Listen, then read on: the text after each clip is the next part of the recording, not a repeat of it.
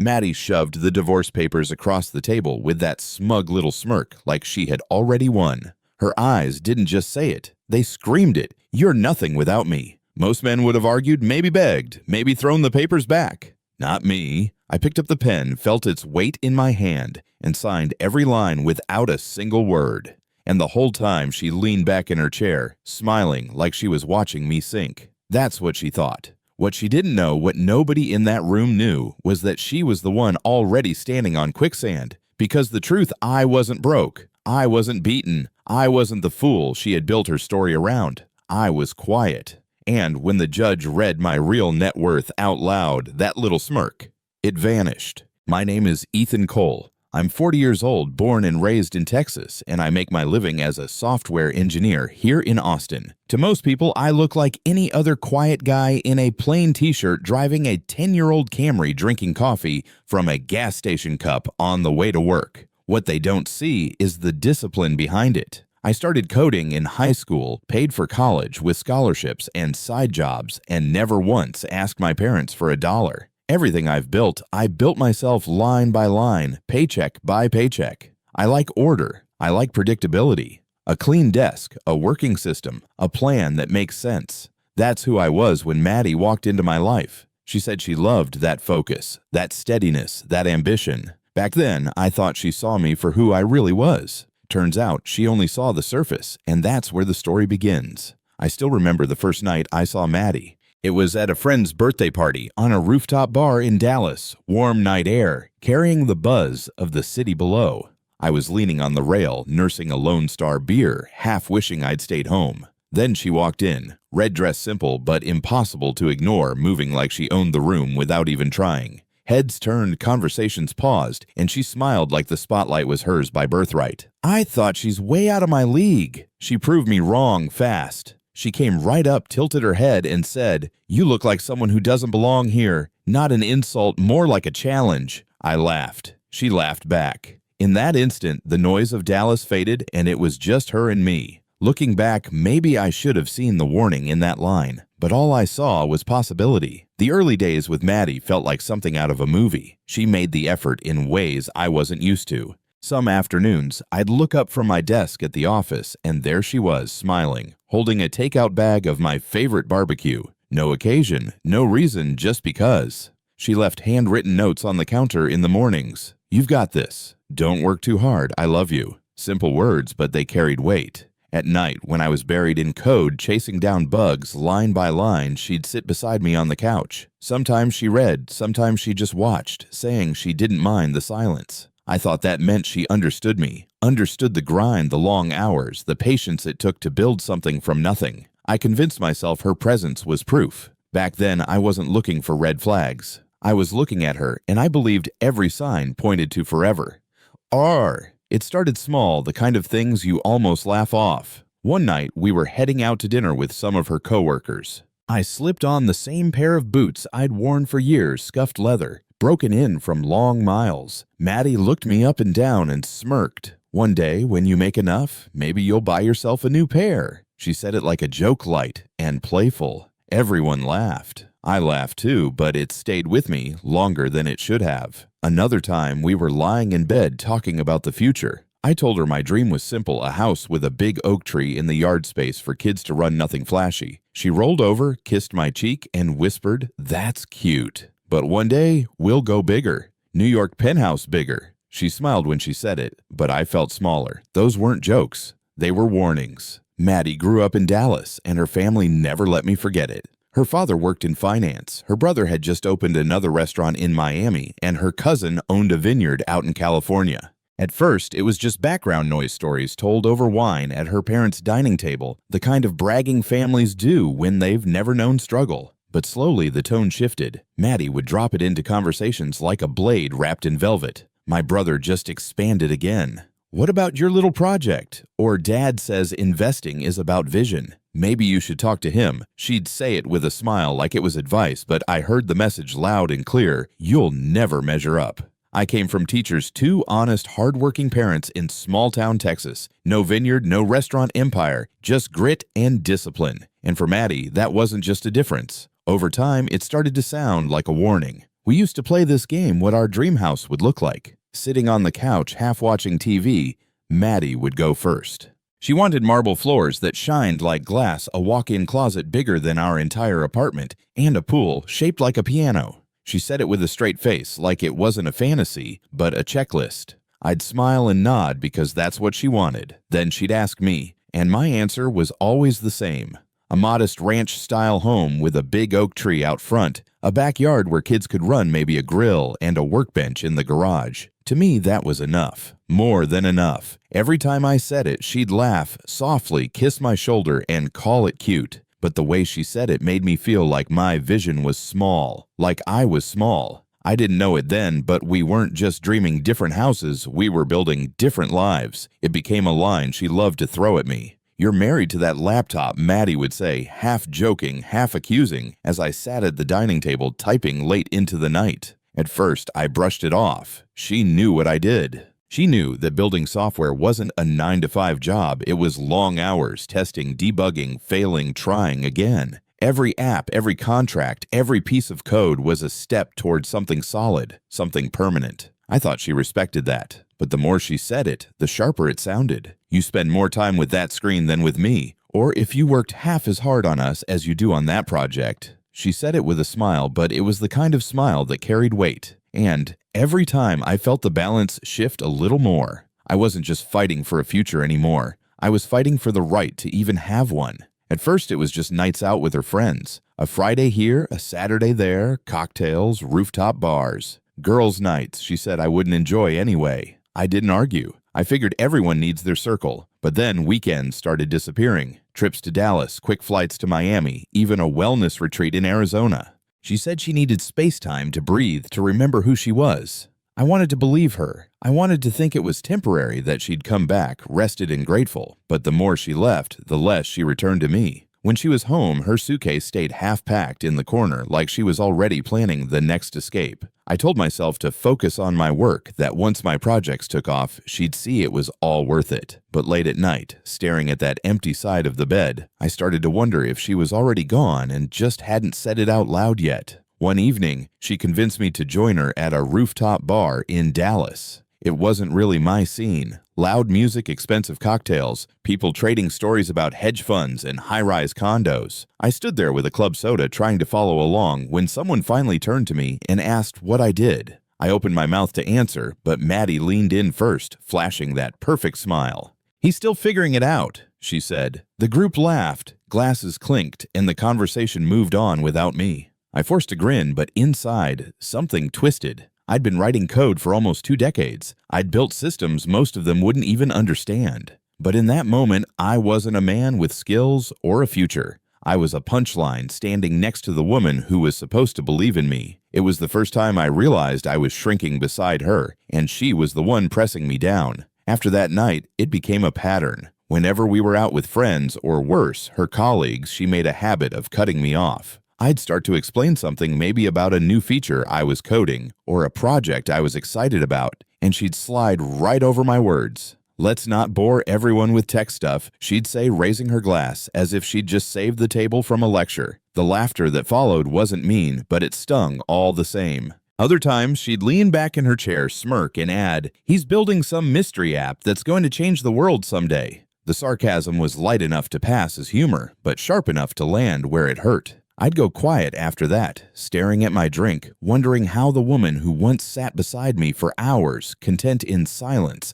had turned into the one silencing me. The packages started small, an extra pair of shoes here, a dress there. At first I didn't think much of it, but soon it was daily deliveries stacked at our door like clockwork. Designer handbags with price tags higher than my monthly car payment. Candles imported from France that cost more than our internet bill. Shoes she wore once then tossed in the back of the closet. When I brought it up, she brushed me off. "Don't act poor Ethan.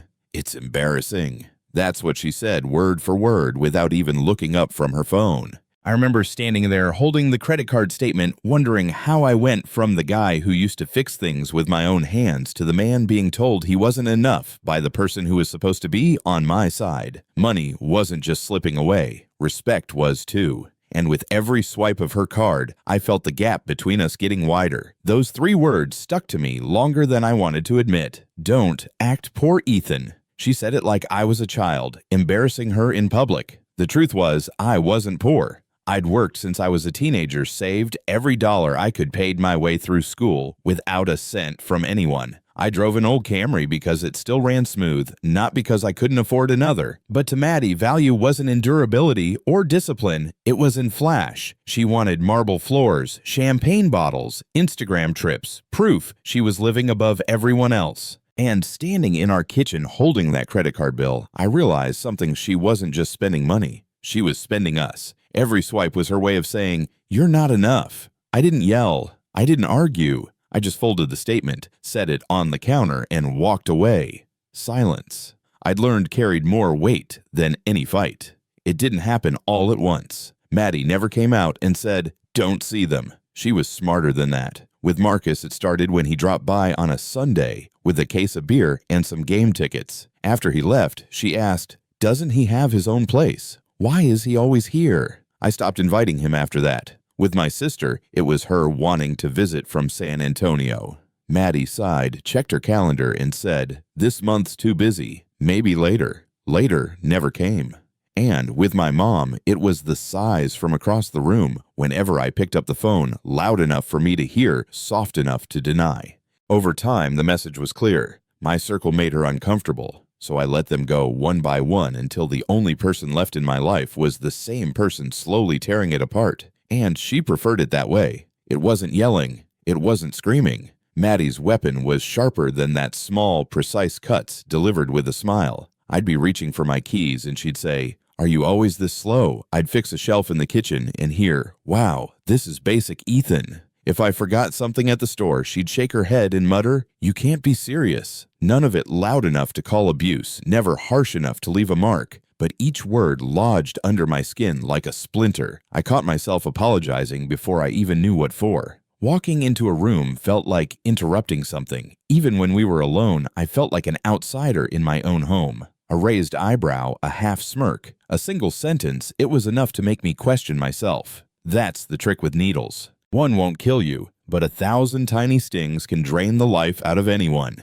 And she knew it. They call it drip torture for a reason. It's not the bucket of water that breaks you. It's the constant, steady drop you can't escape. That's what living with Maddie felt like. Not one big explosion, but 1,000 little taps against my confidence. Every sigh, every smirk, every, "Are you sure you can handle that added weight?" I didn't notice at first, but slowly I started carrying it. I began second-guessing myself, apologizing for things I hadn't done, shrinking in spaces I used to own. The scariest part wasn't her voice in my ear, it was her voice in my head. I'd catch myself thinking, maybe she's right. Maybe I am slow. Maybe I am small. That's how manipulation works. It doesn't tear you down in a day. It convinces you to hand over the hammer and nails so you build the cage yourself. By the time I realized it, I was already locked inside. One Friday night, I wrapped up work early and decided to surprise Maddie. Picked up her favorite Thai takeout, picturing us sitting on the couch for once, just quiet together. When I pulled into the garage, I heard music through the walls, too loud for a normal night. Laughter spilled out, high-pitched, rehearsed.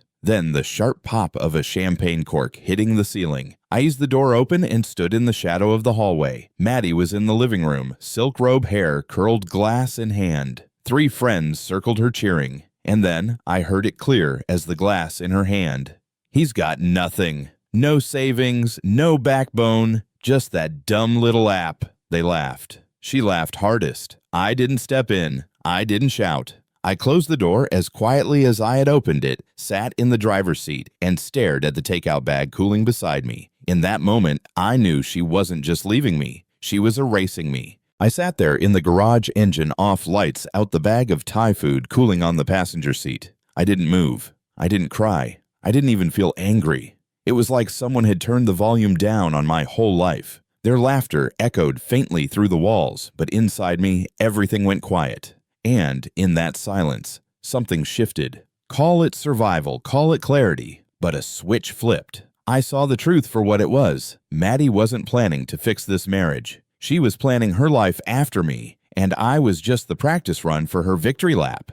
I'd been playing defense, thinking I was losing ground. But in that garage, I decided I wouldn't be her fool, her story, her punchline. I wasn't broken. I wasn't beaten. I was simply done. And from that moment, I started building a different ending, one she would never see coming. What Maddie never knew was that long before we got married, I had already built my safety net. Back in my late 20s, I created a small mobile app, not flashy, not viral, but the architecture behind it caught the eye of a private investor group. They didn't want the app, they wanted the engine. We signed a deal quietly. I didn't celebrate, didn't buy a new car, didn't brag. Instead, I formed an LLC in Delaware, then a trust layered on top, then silent partnerships with startups that valued discretion. The money never sat. It moved, protected, invisible. By the time Maddie walked into my life in that red dress, my foundation was already set. To her, I was just the guy in an old Camry with scuffed boots and simple dreams. And I let her believe that, because the less she knew, the safer it all was. I wasn't broke. I wasn't careless. I had built a fortress with no front door. That night in the garage, while Maddie toasted her freedom in the living room, I sat in the dark and finally said it to myself out loud. I wasn't broke. I was quiet. She thought the silence meant weakness. She thought my old car, my simple clothes, my modest bank account were proof I had nothing. But silence wasn't emptiness, it was strategy. Every dollar I'd tucked away, every deal I'd signed under a different name, every trust I'd built was part of a plan she could never touch. She saw a man still figuring it out. What she never realized was that I had already figured it out long before she walked into my life. I let her underestimate me, let her friends laugh, let her believe she was the one holding the power. Because sometimes the smartest move isn't to fight in the open, it's to wait in the shadows until the moment comes to flip the board. And mine was coming.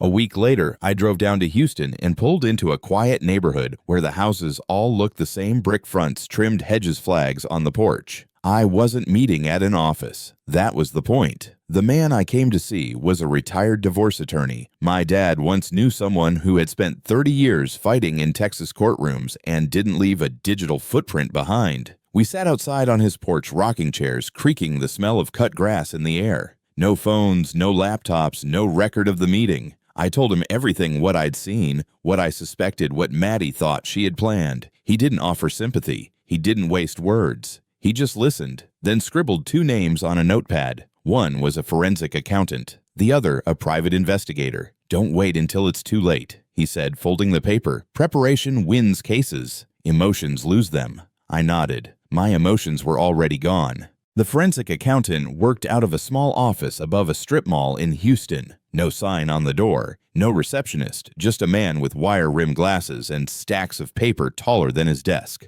I handed him our joint statements, years of charges I'd skimmed but never studied. Within minutes, he was circling line items in red ink. Spa visits I'd never heard of, hotel dinners I never attended, jewelry receipts with no box ever handed to me. Even gift charges at high-end boutiques with notes like special order or reserve pickup. He leaned back and said, "These aren't for you, and they sure aren't for family." Every month, she drained just under the threshold that would have triggered fraud alerts, calculated careful like someone planning a long game. I stared at the pages, feeling both sick and strangely relieved. Maddie thought she was clever, but the paper trail told the story louder than any confession ever could. The private investigator met me in a diner off I-10, the kind of place with burnt coffee and cracked vinyl booths. He slid a thin manila folder across the table. No drama, no buildup. Inside was a timeline, neat columns of dates, times, places, and names. 3 of them. One was a sales rep she met for lunch meetings. Another was an old college flame she saw on those weekend trips. The third, someone I didn't recognize, was the one she brought to a hotel Maddie and I had once stayed in together. That detail hit harder than I expected. The photos weren't explicit, just proof her car in a lot, her keycard swipes, receipts with her signature. I didn't need anything more. The pattern was clear, and it was ugly. I closed the folder, slid it back to him, and said, "Keep the originals. I only need the facts." He nodded. Facts were enough. Feelings had left me a long time ago. After the accountant and the investigator, I started keeping my own record. Not on a laptop, not in the cloud on paper. A plain black notebook I bought from a corner store, no name on the cover. Each night before bed, I'd sit at the kitchen table and write one line, sometimes two. March 3rd, Maddie left for yoga, came home past midnight, smell of wine on her breath. March 8th, hotel charge on joint card, no explanation. I didn't write feelings, just facts, dates, times, places, words, she said. The routine became steady, almost calming. One page turned into 10, 10 into 50. The journal wasn't about convincing myself anymore. It was about building a record no one could laugh away. If the day came when I had to sit in front of a judge, I wanted a trail that was undeniable. Ink on paper. No edits, no deletes. Just the truth written one quiet night at a time. The next step was simple but crucial: preservation. I dug through drawers, folders, even old email accounts, pulling every receipt, every contract, every invoice tied to my consulting work. Some were signed NDAs with AI startups, others were licensing agreements most people wouldn't even understand. I scanned them, encrypted the files, and saved them in drives Maddie would never find offline, offsite, and backed up 3 different ways. Every dollar that had flowed through my companies, every line of revenue she never saw, was locked down. I even printed hard copies and stored them in a fireproof box at Marcus's garage. Maddie thought I was just tinkering away on a laptop, chasing a dream that would never pay off. The reality, I was sitting on contracts that had already secured my future. She spent her nights draining cards for handbags and hotels. I spent mine quietly stacking proof brick by brick until I had a fortress of paper no lie could knock down. One man alone can be dismissed. 5 professionals working together cannot. That's why I built my own circle. Quiet, precise, no noise. Karen White, my lead attorney, sharp as glass. The retired lawyer in Houston, my strategist. The forensic accountant and the investigator, my eyes and ears. And finally, a corporate attorney who specialized in trusts and LLCs, making sure every wall I'd built around my assets stayed airtight. 5 people. That was it. We never met in offices or over email. Once a week, we sat down in a rented room above a warehouse on the east side of Austin. No logos, no signs, just a folding table and our notes. We went line by line her spending patterns, my disclosures, the timeline of her lies. I didn't vent. I didn't rage. I listened. I planned. I adjusted. Maddie thought I was unraveling at home, staring blankly at a laptop. In reality, every week I was sitting at a war table she didn't even know existed. The proof didn't just come from bank statements or investigators. It came from people who still had a little decency left. One night, Marcus forwarded me screenshots from a group chat I never knew existed. Maddie and her circle of friends laughing, scheming, talking about me like I was already a ghost. Finally did it. Poor guy won't know what hit him. Another message I might frame that sticky note. That's art. And the one that told me everything I needed to know, he'll fold. No fight left in him. I stared at the screen, reading those words over and over. That was how they saw me, not as a husband, not even as a man, just an obstacle to be brushed aside. I didn't reply. I didn't tell Marcus thank you. I just saved the screenshots, printed them out, and slid them into my journal. They thought I was folding. The truth was, I was already sharpening the blade of silence. One evening, Maddie poured herself a glass of Cabernet and leaned against the counter like life was one long photo shoot. She swirled the wine, smiled to herself, and said, "A friend gave me the number of a great divorce attorney, just in case." She let those last 3 words hang in the air, casual, playful, like it was a joke I was supposed to laugh at. I didn't. I just nodded as if I hadn't heard the threat tucked inside the smile. She laughed, tilted her head back, and took a slow sip. "Probably wouldn't go easy on you," she added, eyes glinting over the rim of the glass. I kept my face neutral, the way I always did. On the outside, I was the passive husband too tired to argue. On the inside, I was cataloging every word, every smirk, every careless slip. She thought she was writing the first chapter of my downfall. What she didn't know, I was already outlining her ending. It came on a Thursday afternoon, hand-delivered by a courier, who looked almost apologetic as he passed me the manila envelope. I carried it back to my desk, shut the door, and opened it slowly. On top of the divorce papers was a pink sticky note, Maddie's handwriting neat and casual. "Don't worry, I'll be gentle." A smiley face at the end like this was some inside joke between us. I held it in my hand for a long time. Most men would have crumpled it up, stormed out, maybe begged for another chance. Not me.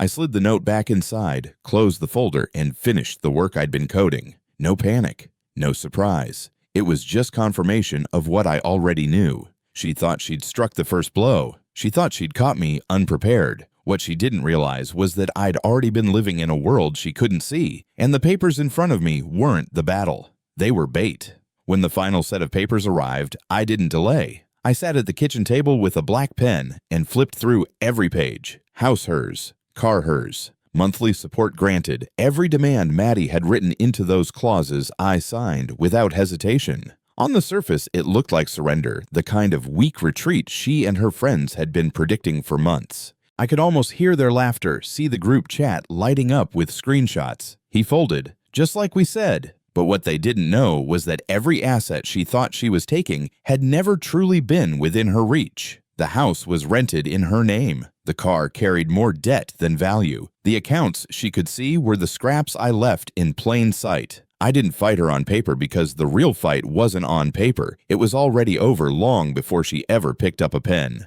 Word travels fast in a city like Austin, faster still in Maddie's circle. Screenshots of the papers I'd signed made the round stripped of context, framed exactly the way she wanted. At barbecues and brunches I wasn't invited to anymore. The story was already set. The broke husband who finally got left behind. He's not the kind who wins, one of her friends wrote in that same group chat Marcus showed me. Mutual friends stopped returning texts. Couples I'd shared dinners with crossed the street instead of saying hello. Even family acquaintances, people who knew me since childhood, kept their distance. It was as if Maddie had cast me in a role, pathetic, weak dependent, and the whole community bought tickets to watch. I let them. I didn't argue, didn't defend myself, didn't waste breath trying to correct the record, because the truth wasn't ready yet. And when it finally surfaced, it wouldn't need my defense. It would defend itself. So I leaned into the part she'd written for me, the defeated husband. The man too lost in his own failure to put up a fight. I came home late, kept my shoulders slumped, nodded when she bragged about her fresh start. If she left dirty glasses on the counter, I washed them in silence. When she rolled her eyes at me in front of friends, I smiled weakly and changed the subject. Every move was deliberate. The weaker I looked, the stronger she felt. And the stronger she felt, the sloppier she became. She left her phone unlocked on the couch messages, opened screenshots of my accounts bouncing between her friends. She dropped names, dates, even hinted at things she planned to take next. Maddie thought she was watching me unravel. What she didn't realize was that every sigh, every careless laugh was a note in my journal, another brick in the wall I was building around her lies. While Maddie was busy celebrating her little victory, my team was already 3 steps ahead. Karen White, my attorney, slid a thick folder across the folding table at one of our weekly meetings. "This is the supplemental disclosure," she said, her voice flat, confident. Inside were documents Maddie had no idea existed. LLC agreements, trust instruments, licensing contracts, investment records. Each one verified, audited, and signed. Not rumors, not speculation evidence. We organized it line by line, a trail that would hold up under any judge's scrutiny. "When the time comes, this doesn't just protect you," Karen explained. "It buries her claims before they leave her mouth." I nodded, flipping through page after page of assets she believed didn't exist. All those nights Maddie called me broke. All the times her friends laughed at my failure. The truth was sitting right here in black ink. The game wasn't about defense anymore. It was about timing. And when we dropped this packet, timing would be everything. Texas is a community property state, which means everything earned during a marriage is fair game to split. Maddie was counting on that. What she didn't know was that most of my assets had been secured years before she ever walked into my life in that red dress. At our next meeting, the corporate attorney laid it out plain. These holdings, your LLCs, your trusts, were established prior to the marriage. They're outside community property. She can't touch them. He tapped the stack of documents with his pen, the sound sharp in the quiet room. The forensic accountant backed it up with timelines and contracts, proof the revenue streams were separate and legally protected. I leaned back in my chair, let out a slow breath I didn't even know I'd been holding. Maddie thought she was going to strip me down to nothing. What she didn't realize was that by law, the foundation had never belonged to her in the first place. When Maddie filed her first sworn statement, she painted herself as the provider, the one carrying me while I chased pipe dreams. My team tore through it line by line. Karen circled the first lie, a vacation to Napa, she claimed she paid for. Receipts showed it was covered entirely with points from a corporate card tied to one of my LLCs. Next, she swore she'd covered household expenses alone for nearly a year. The accountant stacked proof of my deposits, steady and consistent, into our joint account during that same period.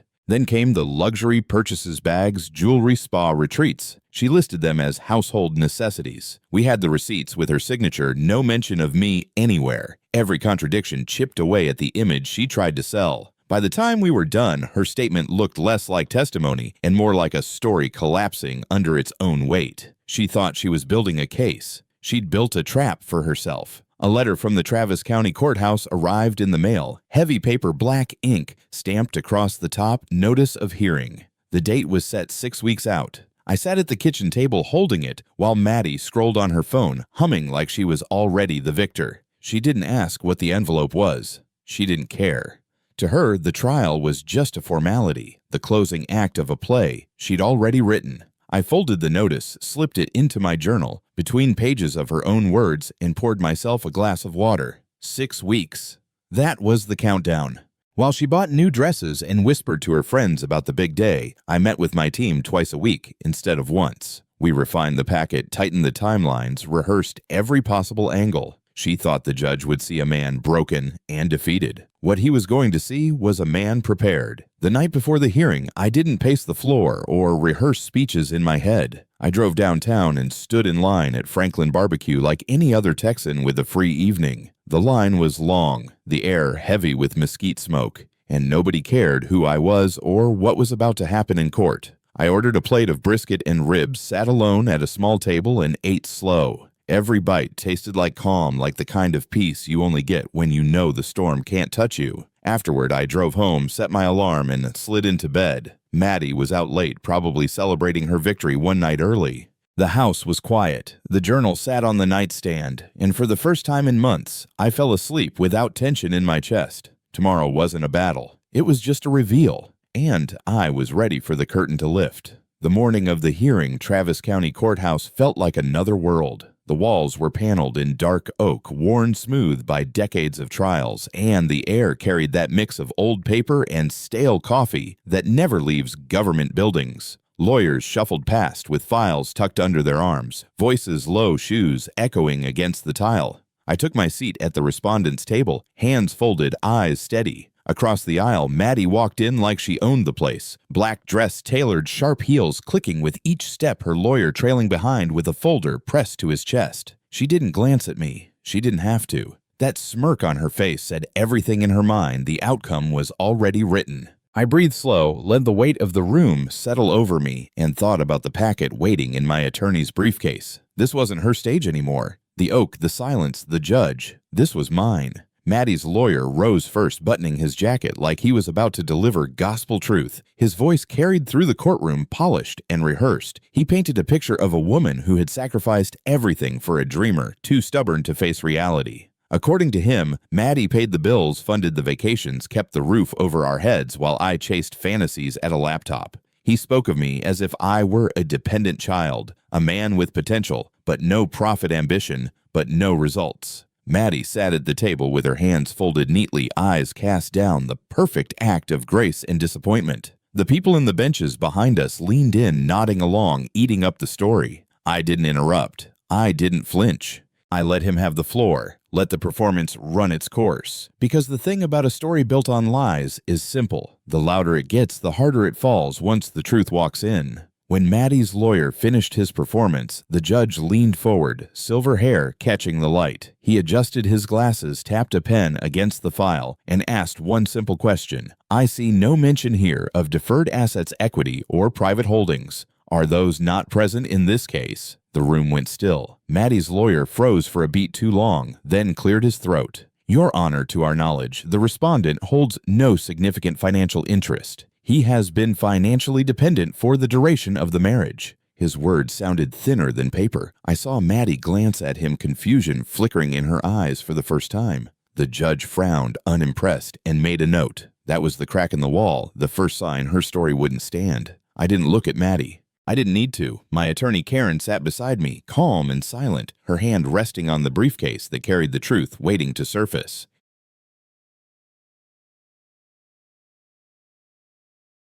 Karen rose without hurry, the sound of her chair sliding back louder than any objection. She carried herself with the calm of someone who already knew the ending. "Your Honor," she said, voice steady, "we have prepared a supplemental disclosure packet. It was filed with the clerk this morning." She opened her briefcase, pulled out the thick folder, and placed it in the judge's hands. No speeches, no theatrics, just paper and truth. The judge flipped the first few pages, eyebrows narrowing as he scanned line after line. The courtroom shifted, a low murmur passing through the benches. Maddie leaned forward, her smirk faltering, as if she was trying to read from across the aisle. Her lawyer whispered frantically, reaching for copies he didn't have. Karen sat back down, folded her hands, and said nothing more. The silence around us wasn't heavy anymore. It was sharp, humming electric. For the first time, Maddie realized she wasn't the only one who had been keeping secrets.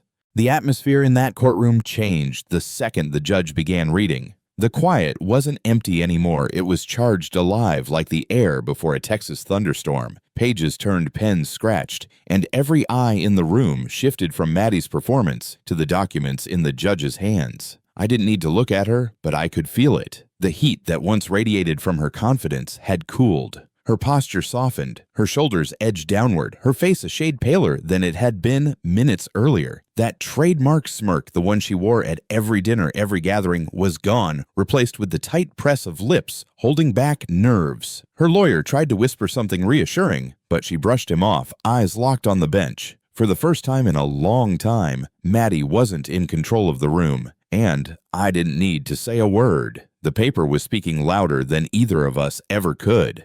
The judge set his pen down, leaned back in his chair, and closed the folder with both hands. "We'll take a recess," he said, voice clipped decisive. "I need time to review this thoroughly." The gavel struck once, echoing through the oak-paneled room, and everyone stood as he exited. Maddie froze in her chair longer than anyone else, as if moving would confirm what she already feared. Her lawyer shuffled papers he didn't have, pretending to work his collar damp with sweat. Karen leaned toward me and whispered, "Let him take his time. That silence is working for us." I nodded. We walked out into the hallway lined with cold marble, the sound of footsteps bouncing off the walls. Maddie stayed behind, head bowed, no friends rushing to comfort her now. For weeks she'd been the star of her own story. In that pause, in that simple break, the spotlight shifted, and when the judge returned, the stage would never be hers again. When the court reconvened that afternoon, the air was heavier than before. The gallery whispered as the judge took his seat, then fell silent the moment he opened the packet again. The creak of the oak benches, the tick of the clock on the wall, it all sounded louder against the hush. I sat still, hands folded on the table, eyes forward. Karen's posture never changed, calm and sharp as a blade she hadn't unsheathed yet. Across from us, Maddie looked smaller, her shoulders rounded, fingers fidgeting with the edge of her sleeve. Her lawyer tried to sit tall, but his eyes kept darting toward the bench, like a man waiting for a verdict he already knew. The judge adjusted his glasses, scanned a few more pages, and cleared his throat. That single sound made the room freeze. No one dared move, no one dared breathe. The performance was over. Now it was only numbers, truth, and consequences filling the silence. The judge's voice was steady, almost clinical, as he began to read. "What we have here is a comprehensive breakdown of the respondent's holdings," he said, flipping through the packet. 3 active business entities, 2 trust instruments, multiple licensing agreements, and intellectual property tied to an acquisition dated within the marriage. His words cut through the silence like a saw blade. I watched the room react before I looked at Maddie. A low murmur rose from the benches, confusion, disbelief. Her lawyer's jaw tightened, his pen frozen above his pad, and Maddie, she blinked hard once-twice as if she'd misheard, as if repeating the numbers in her head would change them. But they didn't change. They sat there stamped and signed in black and white. For years she mocked me as a man with nothing. Now the truth was being read aloud, not by me, but by the only voice that mattered in that room. The gavel's voice would come next. The judge paused, adjusted his glasses, and looked down at the final page of the disclosure. Based on the documentation provided and verified by independent audit, he said, Mr. Cole's net worth is considerably higher than what has been represented in any prior filings. The words landed like thunder in a canyon. The benches behind us stirred whispers rising and falling, people craning their necks to get a look at Maddie. Her lawyer shifted in his chair, his face flushed, flipping through a file that was already empty. Maddie's hands twitched in her lap nails, clicking against the wood of the table in a nervous rhythm she couldn't disguise. For weeks she had paraded me as the man with nothing. Now the truth was out in the open. I had built something greater than she ever imagined, and it was beyond her reach. I didn't smile. I didn't gloat. I just sat in silence, letting the weight of those numbers settle over everyone. The judge set the papers down and folded his hands. His tone shifted less clinical now, sharper, almost edged with disappointment. In reviewing Mrs. Cole's sworn statements, he said, I find clear contradictions between her testimony and the financial realities presented. He tapped the file with his pen. Expenditures marked as household necessities were in fact luxury purchases. Vacations allegedly funded solely by her were covered by points and accounts tied to the respondent's business entities. There is also evidence of intentional omission regarding joint assets. Maddie stared straight ahead, lips pressed tight, color draining from her face. Her lawyer rose to object, words fumbling, but the judge silenced him with a raised hand. I have seen enough. The benches behind us whispered again, louder now, no longer in her favor. Every lie she'd wrapped herself in was unraveling at the center of the courtroom.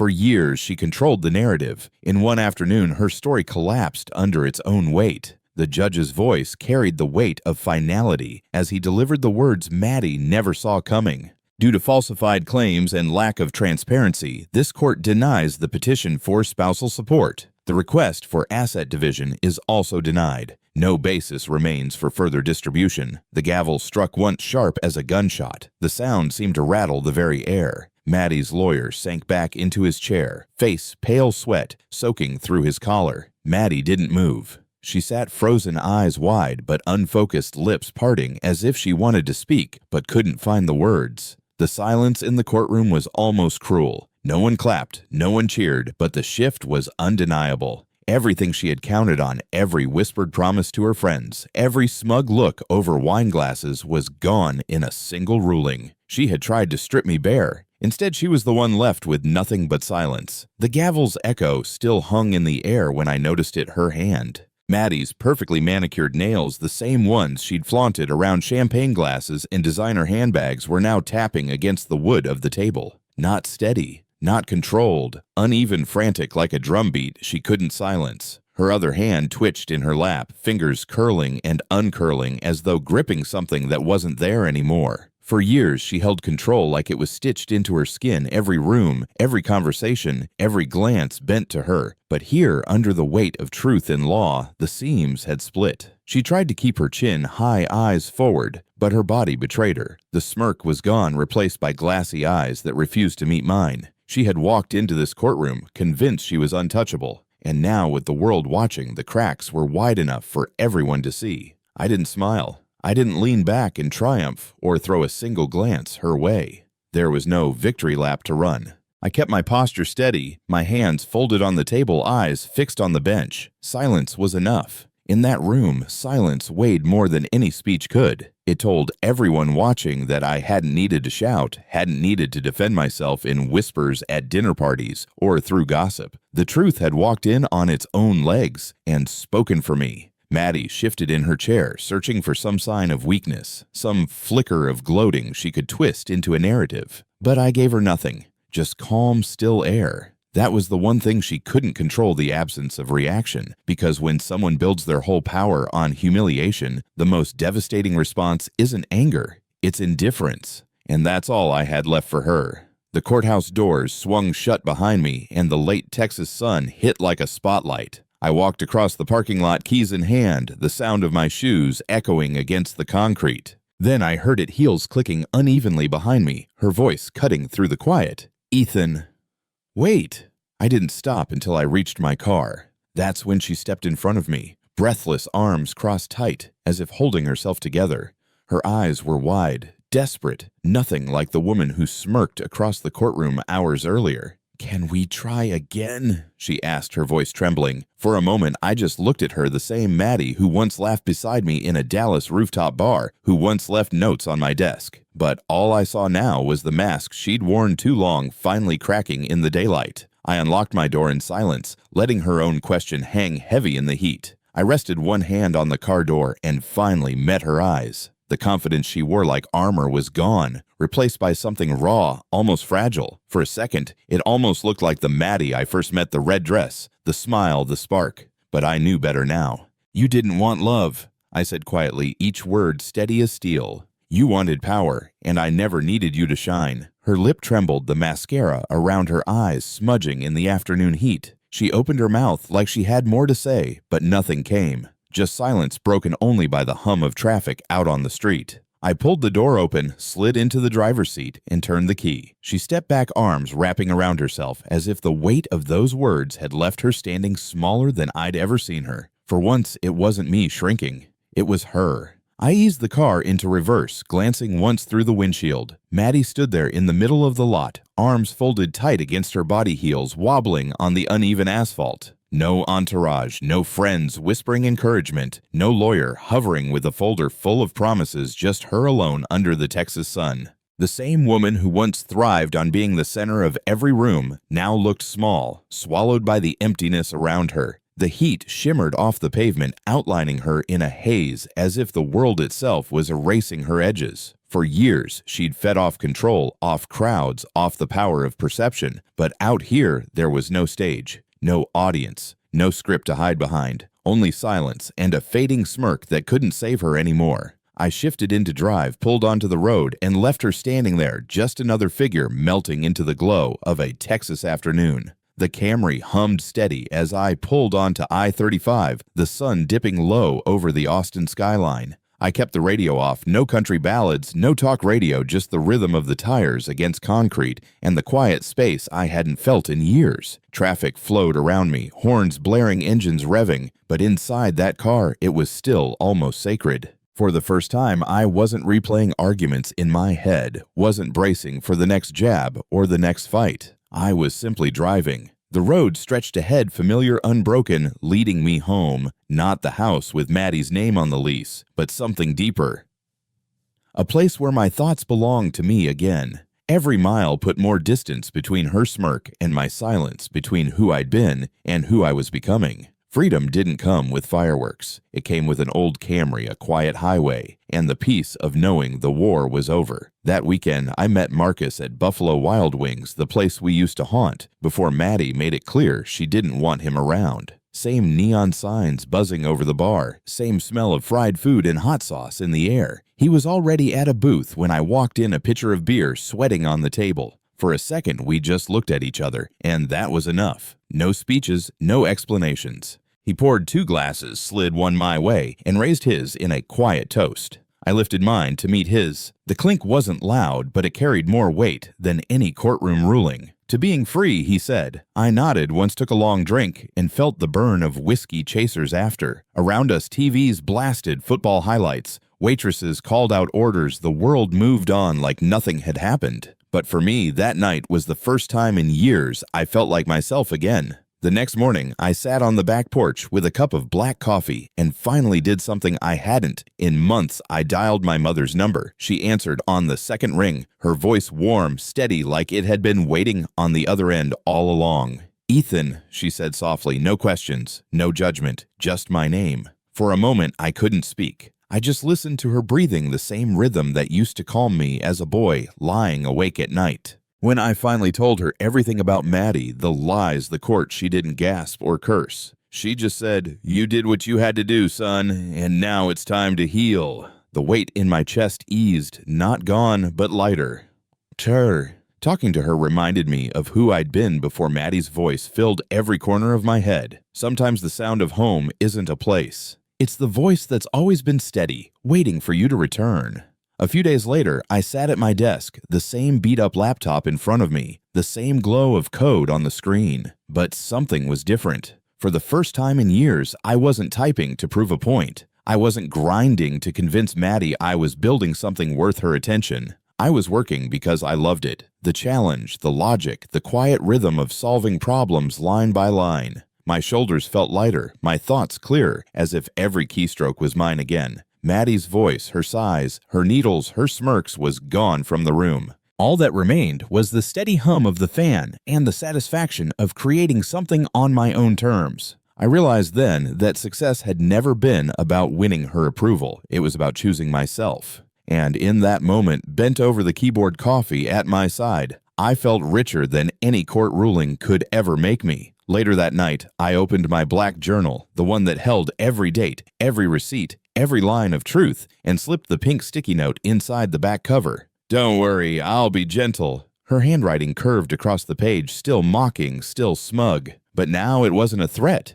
It was a warning, a reminder of how easily charm can rot into cruelty, how quickly love can turn into leverage. Every time I flipped past it, I wanted to feel the sting again, not to reopen the wound, but to remember what silence had taught me. That preparation beats pride. That calm beats chaos. That I never needed her approval to stand tall. The note stayed there, pressed flat between pages of evidence, no longer her weapon, but my caution sign. Some men keep trophies. I kept a reminder, proof that the next time someone smirked at me across a table, I'd already know exactly what to do. Sometimes people mistake silence for surrender. They see calm as weakness, stillness as fear. But the truth is different. Calm isn't weak. It's the plan. I learned that in the long nights when Maddie thought she was winning, when she thought my quiet meant defeat. Every sigh I ignored, every insult I swallowed, every fake smile I let her wear, it was all strategy. Rage burns hot and fast. Patience cuts deeper. In the courtroom, it wasn't shouting that turned the tide. It was the weight of preparation carried in silence. That's what no one saw coming. Not Maddie, not her lawyer, not her friends who cheered from the sidelines. The man they mocked for being passive was never passive. He was deliberate.